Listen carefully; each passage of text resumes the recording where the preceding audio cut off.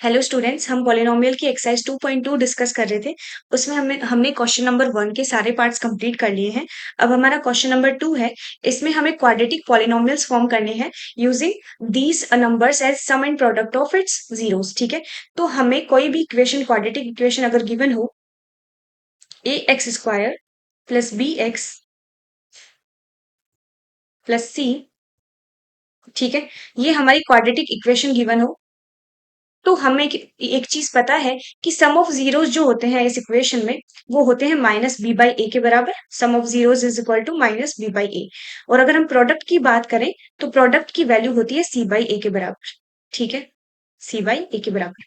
अगर हम कंसिडर कर लें कि हमारा ए 1 है, ठीक है, ये चीज हम कंसिडर करके चलेंगे ताकि हमारे लिए सम और प्रोडक्ट जो हो वो डायरेक्टली बी और सी की वैल्यू हम डायरेक्टली यूज कर पाए अपना हमारी इक्वेशन में। ठीक है, कैसे? सम क्या हो जाएगा? अगर ए को 1 लेते हैं तो सम हो जाएगा माइनस बी के बराबर।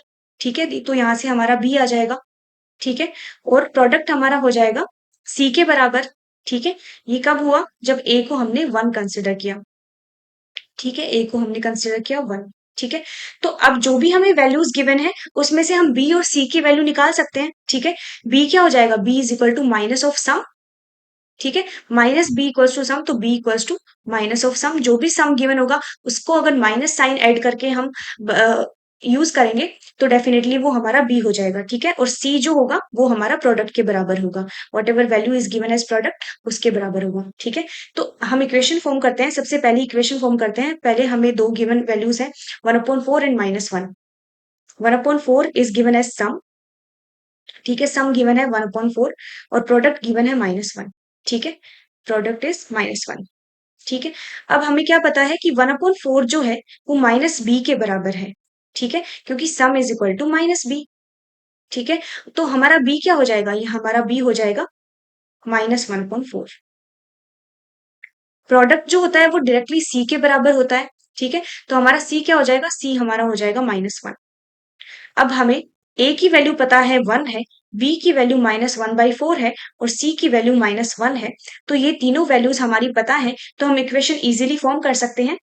एक्स स्क्वायर का कोफिशिएंट होगा 1, तो we can just write it as x square.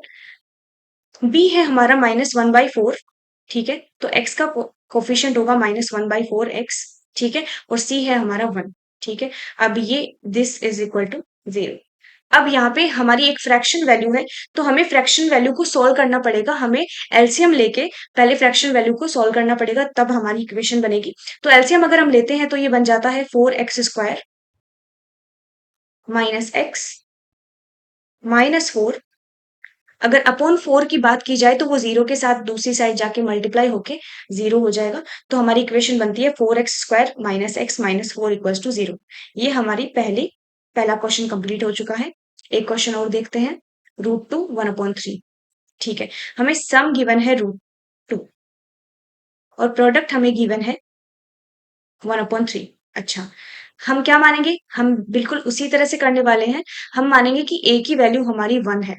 ठीक है, अगर a की वैल्यू 1 है तो b की वैल्यू हो जाएगी minus of sum, that is equal to minus of √2। ठीक है, और c की वैल्यू क्या हो जाएगी? c की value exactly as product, that is 1/3। अच्छा, इनको इक्वेशन में यूज करते हैं तो x² आएगा, फिर -√2 x आएगा और प्लस 1/3 आएगा, and that is equal to 0। अब हमें फिर से हमें दिख रहा है कि यहाँ पे एक फ्रैक्शन वैल्यू है। ठीक है, फ्रैक्शन वैल्यू को फिर से कन्वर्ट करने के लिए हम एलसीएम लेंगे, तो हमारी इक्वेशन क्या बनेगी? हमारी इक्वेशन बनेगी 3x² माइनस 3√2x प्लस 1।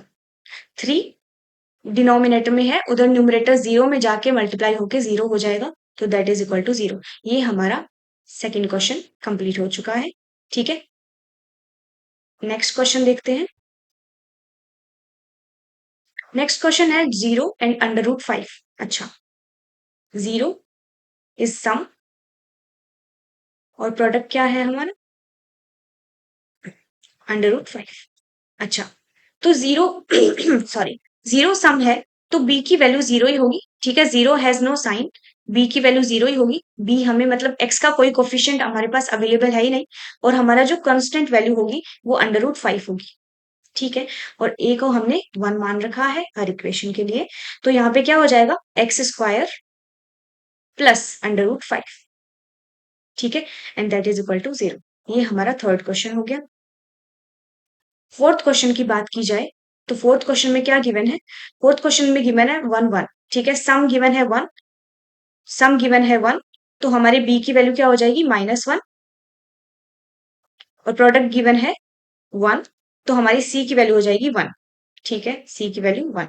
अब इक्वेशन कितनी आसानी से बन गई है ना, x square minus x plus 1 equals to 0, ये हमारी इक्वेशन बन गई है। नेक्स्ट क्वेश्चन को अगर हम देखते हैं, नेक्स्ट क्वेश्चन में क्या है, -1/4 एंड 1/4, अच्छा, -1/4 एंड 1/4, और एक नेक्स्ट क्वेश्चन जो है वो हमारा 4 एंड 1 है, वो अभी हम साइड में यहाँ लिख लेते हैं, वो बाद में करते हैं। देखो, अब यहाँ पे सम जो है वो -1/4 है, ठीक है, -1/4 जो है, और सम की वैल्यू होती है -b के बराबर, तो -1/4 इक्वल्स टू -b, तो यहाँ से b की वैल्यू क्या आ जाएगी, b की वैल्यू आ जाएगी 1/4, ठीक है, और अगर c की बात की जाए तो c की वैल्यू हमें दिख रही है 1/4 because product is equal to c। अच्छा, अब हमारी इक्वेशन क्या बनेगी, अब हमारी इक्वेशन बन जाएगी x square plus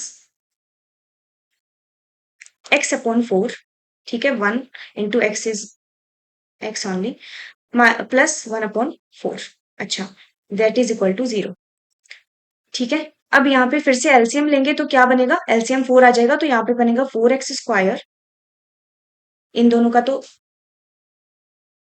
denominator already 4 है, तो हमारी इक्वेशन आ गई 4x square plus x plus 1।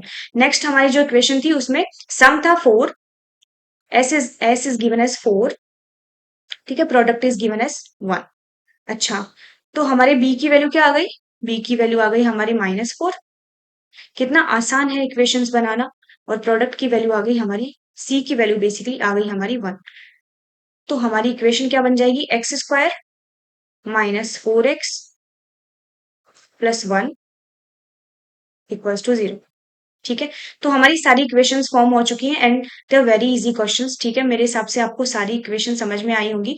जब भी हमें हमें फ्रैक्शन वैल्यू मिली तो हमने फ्रैक्शन वैल्यू को होल वैल्यू में कन्वर्ट करने के लिए एलसीएम लिया, और लास्ट में जो डिनोमिनेटर है उसको हम दूसरी साइड 0 की तरफ लेके गए और उसको 0 से मल्टीप्लाई किया तो वो 0 हो गया। तो ये सारी इक्वेशन हमारी आ चुकी हैं, कोई भी डाउट हो तो प्लीज आप जरूर पूछिएगा। Thank you, have a nice day.